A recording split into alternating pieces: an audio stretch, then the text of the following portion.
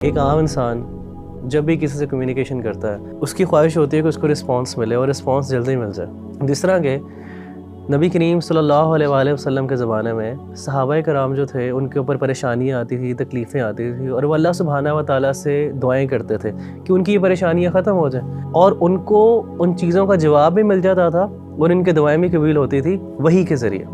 لیکن آج کل کے دور میں جب ایک انسان پریشان ہے، پریشان حال ہے، مشکلات کے اندر ہے، اور وہ اس کی دعائیں بھی کرتا ہے، لیکن کبھی کبھی وہ اس چیز کی کمی فیل کرتا ہے، اس کے اندر ایک کمی کا احساس ہے کہ شاید میری دعا قبول نہیں ہو رہی. تو میرا بھی سوال یہ ہے کہ وہ جو احساس ہے کہ انسان کے اندر وہ احساس اور وہ ایک مطمئن ہو جائے اس چیز سے کہ اللہ نے میری دعا سن لی، اور اللہ سبحانہ و تعالیٰ کی طرف سے اس کو احساس بھی آ گیا ہے کہ اس کی دعا قبول ہو گئی ہے. تو یہ احساس کیسے ایک انسان اپنے اندر پا سکتا؟ دیکھیں ربیع اللہ بھائی، مجھے آپ کے سوال سے ایک واقعہ یاد آ گیا. میں یو اے ای میں تھا، تو ایک دن میں جمعے کی نماز پڑھنے گیا. تو نماز میں سنتیں ادا کرنے کے بعد میں نے قرآن مجید کو پکڑا اور بیٹھنے لگا. تو اچانک مجھے کچھ سسکیوں کی آواز آئی ایک طرف سے. تو میں نے بائیں طرف مڑ کے دیکھا تو اگلی صف میں بائیں طرف بالکل دیوار کے ساتھ ایک سیرین لڑکا وہ بیٹھا ہوا تھا. اس کے ہاتھ میں قرآن تھا، وہ قرآن مجید کھول کے پڑھ رہا تھا، اور اس کی آنکھوں سے آنسو، وہ رو رہا تھا، اور ایسا رو رہا تھا کہ باقاعدہ اس کی سسکیوں کی آوازیں آ رہی تھیں. اور آپ کو پتہ ہے کہ شام جو ہے، سیریا ایک ٹھنڈا علاقہ ہے، تو وہاں پہ اکثر جو لوگ ہیں ان کی کمپلیکشن وائٹ ہوتی ہے، تو رونے کی وجہ سے اس کا چہرہ سرخ ہوا تھا، بالکل ریڈ، اور سسکیاں اتنی اونچی تھیں کہ باقاعدہ آس پاس کے جو لوگ تھے وہ باقاعدہ وہ نوٹ کر رہے تھے، اور وہ تھوڑا سا بار بار دیکھتے تھے مڑ کے. اچھا، جب میں نے اس بھائی کو دیکھا تو مجھے بڑی محبت فیل ہوئی اس سے، ایک ایمانی محبت اور ایک کیفیت تھی. میرا دل چاہا کہ میں اس سے اٹھوں اور اس کو جا کے گلے لگاؤں. لیکن اس وقت پھر میں رک گیا، اور اس وجہ سے رکا کہ کچھ لمحات ایسے ہوتے ہیں جو انسان کے اپنے اللہ کے درمیان ہوتے ہیں، پرائیویٹ لمحات ہوتے ہیں، اور اس میں انسان کو کسی دوسرے کو نہیں چاہیے کہ وہ اس میں انٹروین کرے. تو میں رک گیا اور میں نے کہا کہ شاید چلیں، جیسا ہے ایسا ہی ہونے دیں. اور میں تھوڑا سا متاثر بھی ہوا، رشک بھی کیا کہ کس طریقے سے 7 سال لڑکا تھا، کوئی آپ سمجھیں کہ اس کی کوئی بہت زیادہ داڑھی بھی نہیں تھی، کوئی بہت زیادہ پریکٹسنگ آؤٹ فٹ یا لک بھی نہیں تھی اس کی. تو اس کے بعد جب میں نے یہ دیکھ لیا اور میں نے کہا چلے میں اپنی قرآن مجید کی تلاوت کرتا ہوں. تو جیسے ہی میں نے قرآن مجید کھولا تو عجیب بات اور بڑے حیران کن بات یہ ہے کہ جو سب سے پہلی آیت میرے سے نظر کے سامنے آئی، حالانکہ میں نے رینڈملی کھولا، کوئی اسپیسیفکلی سب سے پہلے جو آیت میرے سامنے آئی، سبحان اللہ، میں حیران ہو گیا وہ پڑھ کے. وہ 7 چیپٹر کی پہلی آیت تھی، اور وہ آیت کیا تھی؟ وَإِذَا سَمِعُوا مَا أُنزِلَ إِلَى الرَّسُولِ تَرَىٰ أَعْيُنَهُمْ تَفِيضُ مِنَ الدَّمْعِ مِمَّا عَرَفُوا مِنَ الْحَقِّ. کہ جب وہ رسول پر نازل کردہ کلام کو سنتے ہیں تو اے نبی صلی اللہ علیہ وسلم، آپ دیکھتے ہیں کہ ان کی آنکھیں بہہ پڑی، وہ رو رہے ہیں. قرآن سننے سے ان کے دل ڈر جاتے ہیں، نرم ہوتے ہیں، اور ان کی آنکھوں سے آنسو بہہ پڑتے ہیں. کس وجہ سے؟ مما عرفوا من الحق، کہ جو حق انہوں نے اپنے رب کی طرف سے جو اللہ نے بھیجا اس کو پہچان لیا. سبحان اللہ، یہ وہ ایسی کیفیت تھی کہ آن دا اسپاٹ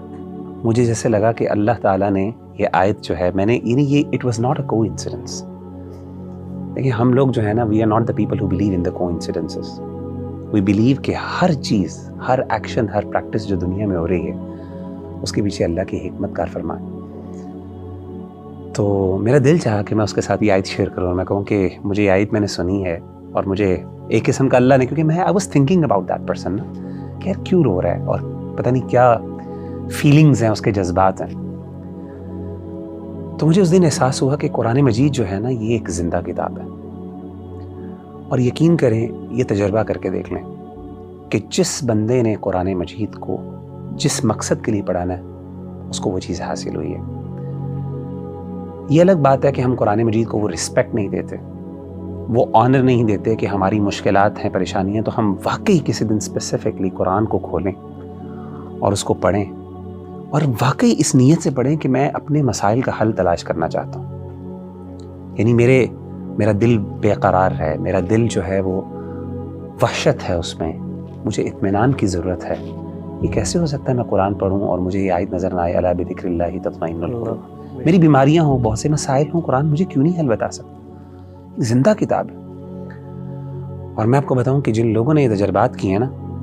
قرآن سے پرسنل، دیکھیں آپ کا سوال بھی یہی ہے نا کہ جنرل تو دین سے ہمیں جوابات مل جاتے ہیں، لیکن ایک پرسنل کنیکشن اللہ سے کیسے فیل ہو، کنیکشن جو فیل ہو کہ مجھے لگے کہ میں نے یہاں سے بات کی ہے اور اللہ نے مجھے ڈائریکٹلی جواب دیے میری اس سچویشن کے بارے میں۔ صحابہ کو تو پتہ چل جاتا تھا نا کہ اللہ کے رسول بتاتے ہیں کہ تمہارے بارے میں اللہ نے یہ آیت نازل کی ہے، ہم وہ کیسے فیل کریں؟ آپ قرآن پڑھ کے دیکھیں، قرآن آپ سے بات کرے گا، آپ کو لگے گا کہ میرا رب مجھے جواب دے رہا ہے۔ اور میں آپ کو بتاؤں کہ میں نے دیکھا کہ جتنے بھی ہمارے اسلاف ہیں جب اپنی مشکلات میں پڑے اور انہوں نے جب قرآن مجید کی طرف رخ کیا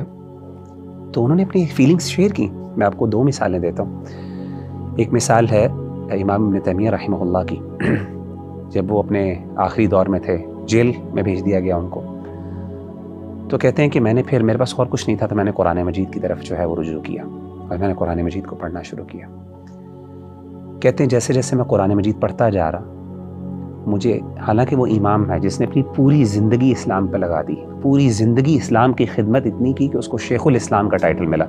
تاریخ میں بہت کم لوگ ایسے ہیں، بہت کم لوگ ایسے ہیں جن کو علماء نے شیخ الاسلام کہا ہو، اپنے دور کے لوگ اور بعد کے بڑے بڑے علماء نے شیخ الاسلام کہا ہو، اس میں امام ابن تیمیہ۔ تو ابن تیمیہ کہتے ہیں کہ مجھے ندامت، ندمت واللہ، یہ ان کے الفاظ ہیں کہ مجھے ندامت ہوئی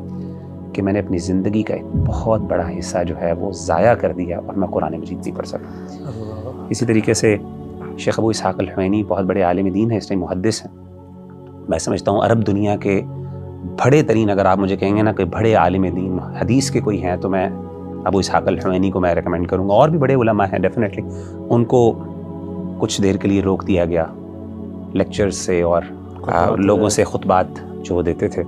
تو انہوں نے قرآن مجید کو پڑھنا شروع کیا اور یہ ان کا جملہ تھا جب وہ واپس آئے اور ان کے لیے دوبارہ وہ بین ریموو کیا گیا اور ان کو اجازت ملی کہ اب وہ پبلک سے